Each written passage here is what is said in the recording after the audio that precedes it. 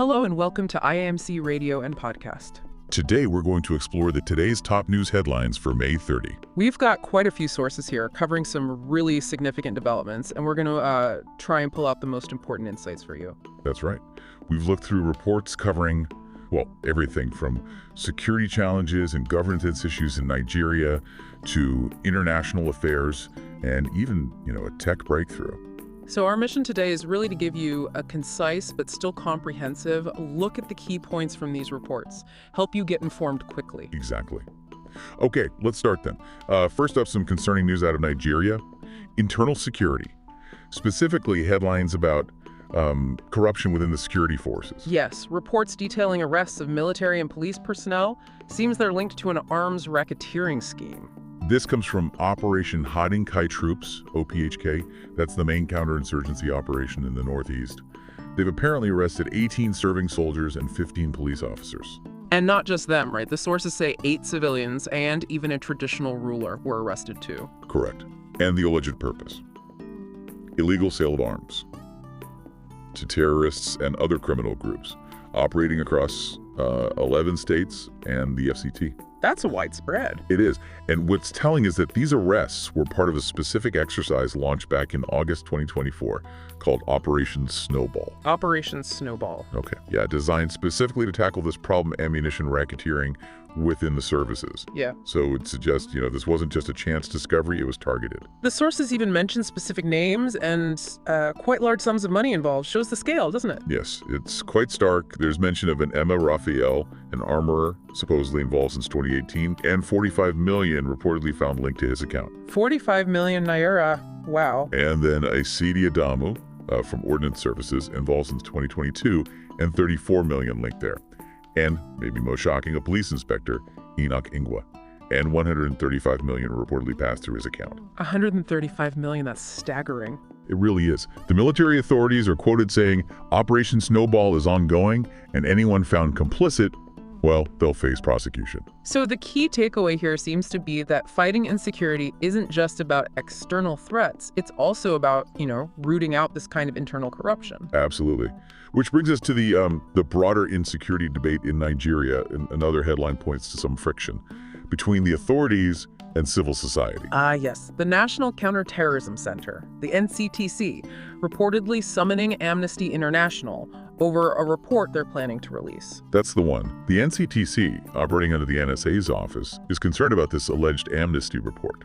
It's titled something like Mounting Death Toll and Looming Humanitarian Crisis Amid Unchecked Attacks by Armed Groups. Quite a title. What's the NCTC's area with it? Well, according to a letter mentioned in the sources, signed by Major General Laka, they feel the report is overly alarming. They argue the figures don't align with verified data. So they're worried it could misinform people, damage the country's image. Yes, and potentially even encourage criminal elements by sort of exaggerating their impact. That's the claim. But on the flip side, what does Amnesty claim in the report? The sources mention their figures too. They do. Amnesty's reported May 29th report alleges over 10,000 people killed since President Bola Tinubu took office back in May 2023.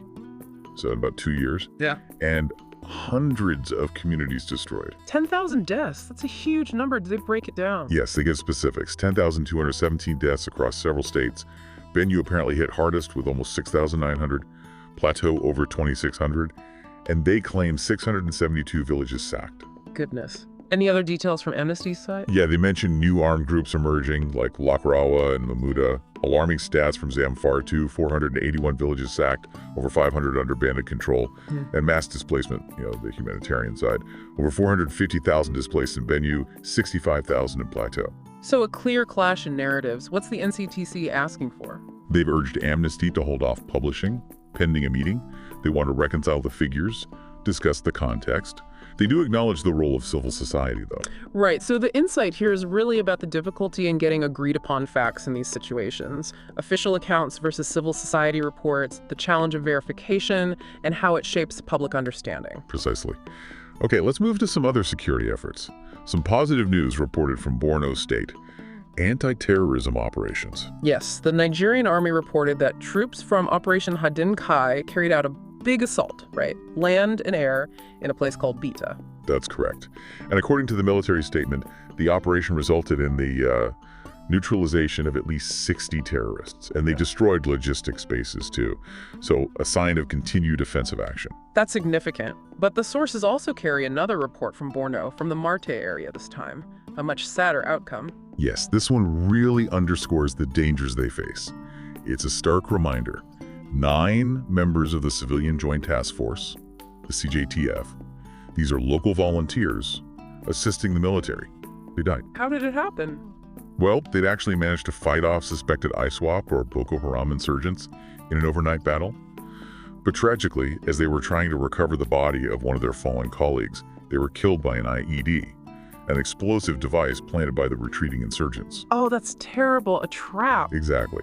And the report also notes that several civilians who were captured during the initial attack were reportedly killed by the terrorists before they fled as well. So it just shows the brutal tactics used, even when they're retreating, and the heavy price paid by both soldiers and the civilian forces. Absolutely.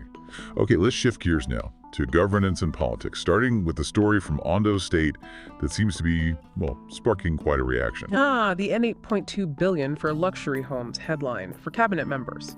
Yes.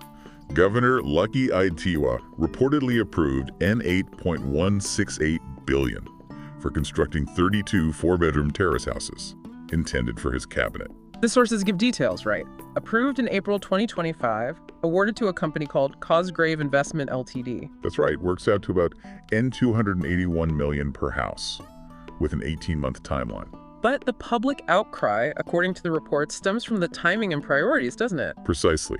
The governor's only appointed 2 commissioners so far, yet this huge amount is approved for future cabinet housing. And this is contrasted sharply with other issues mentioned in the sources. Like what specifically? Things like infrastructural decay, unpaid wages at a polytechnic, school buses grounded in several areas, and even security outfits like Amotekun and the police apparently complaining about lack of funds. So people are saying that money could be better spent. Exactly. Residents and analysts quoted point out that N$8.168 billion could build, say, over 200 affordable 2-bedroom flats.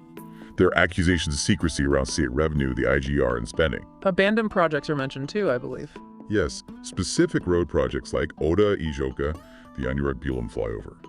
Meanwhile, a new road project, Akiri-Okiro, has started, but apparently without a disclosed cost or timeline, which is raising eyebrows. Even an empowerment scheme giving small amounts to women was criticized. Yes, N35,000 to 1,000 women, seen by some as insufficient given the larger needs. And some citizens are reportedly calling for the EFCC, the anti-corruption agency, to investigate. So the clear insight here is this public perception of, well, misaligned priorities, luxury for officials versus basic public needs. That sums it up well. Okay, moving over to Edo State.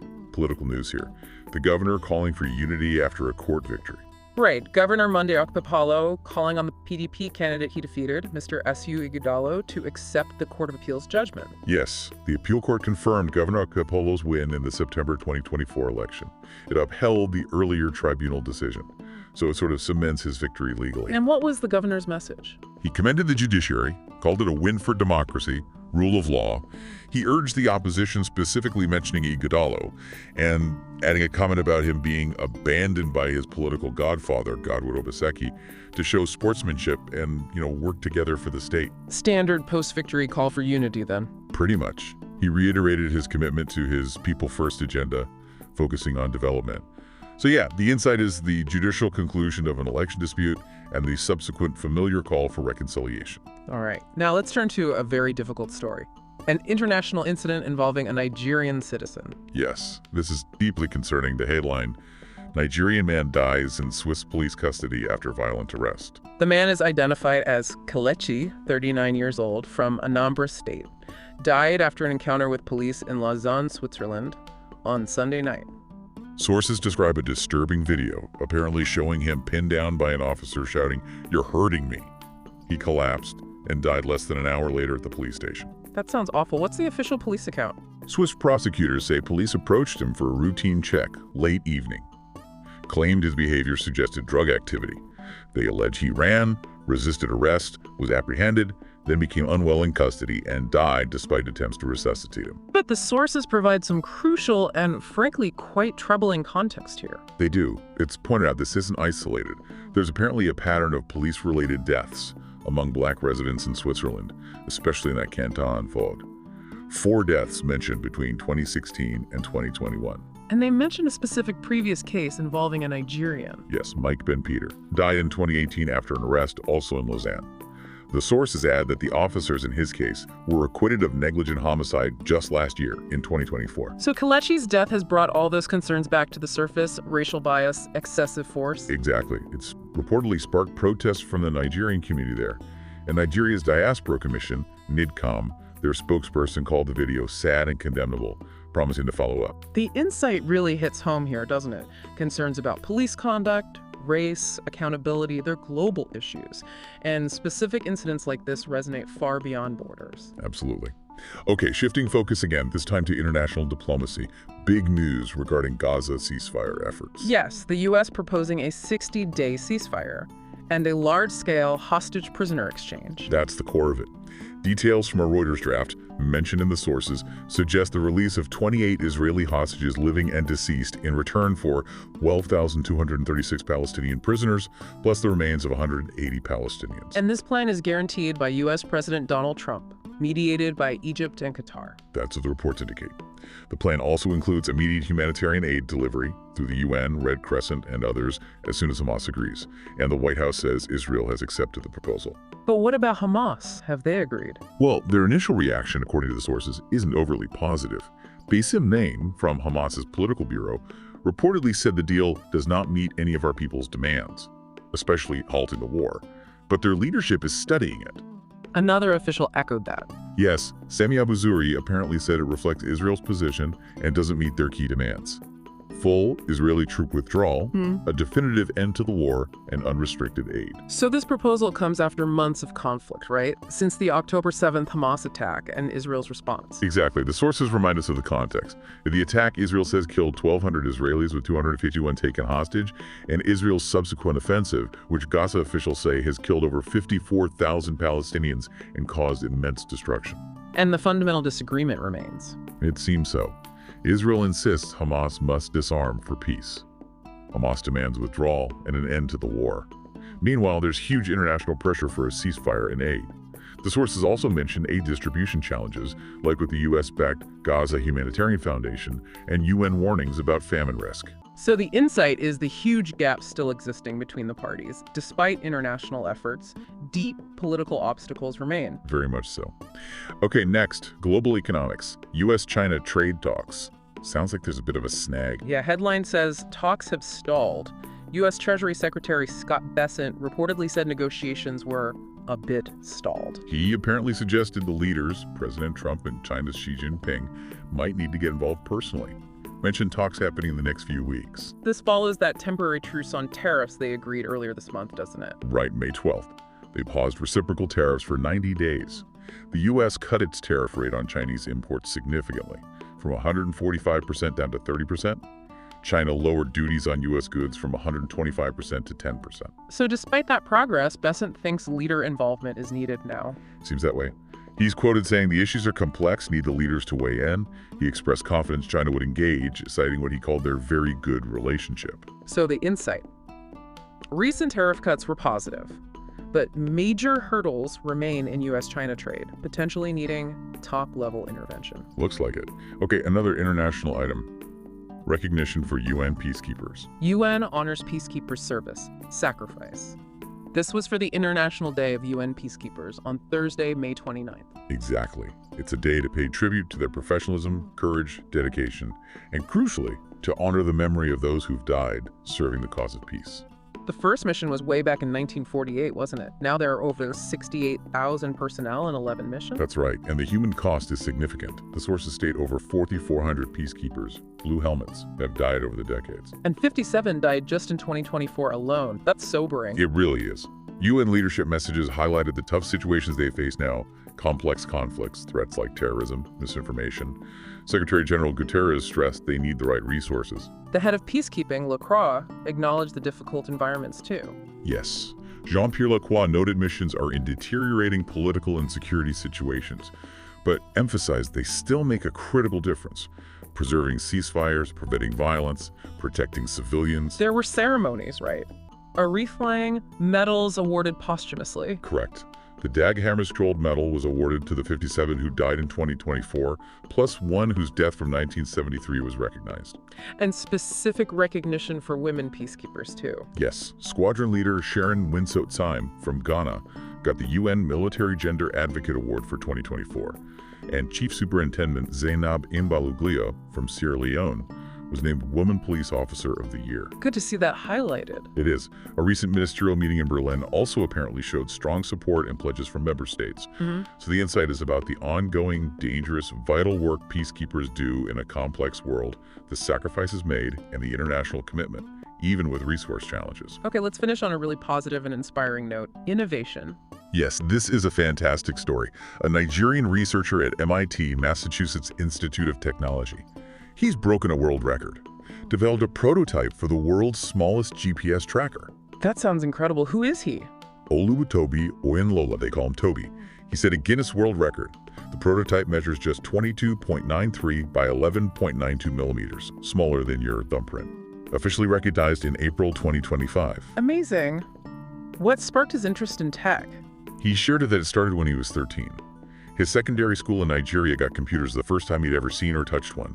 That moment ignited nearly 2 decades of exploration into how tech can solve real problems. And the goal for this tiny tracker? To combine the compact size with real functionality, applicable everywhere from tiny medical microchips or animal tracking to everyday gadgets. The idea came from needing a small, low-power solution for wearables, sensors, things like that. And his broader goal? To create tech that tackles global issues, improves lives, and, importantly, to inspire others, especially in Africa, to pursue STEM fields. What about the tech itself? How does it work being so small? It features a custom circuit board, a microcontroller, an embedded antenna, so no external one needed, and Bluetooth. It can receive signals, log data, and stream it via Bluetooth. Pretty impressive. And Toby sees this record as just the start. Exactly. He's quoted saying it motivates him to keep pushing boundaries, turn bold ideas into reality. It's a great insight, isn't it? How really curiosity plus dedication can lead to world-changing innovation no matter where you start, and inspire others along the way. Definitely a high note to end on. So looking back at today's headlines, quite a range. It really is. We've touched on internal security challenges, governance debates in Nigeria involving difficult issues like corruption, political outcomes, then shifted to high-stakes international diplomacy in Gaza, trade talks between superpowers, the vital work of peacekeepers. And finishing with that amazing individual innovation story, it really paints a picture of a complex, interconnected world, doesn't it? Absolutely.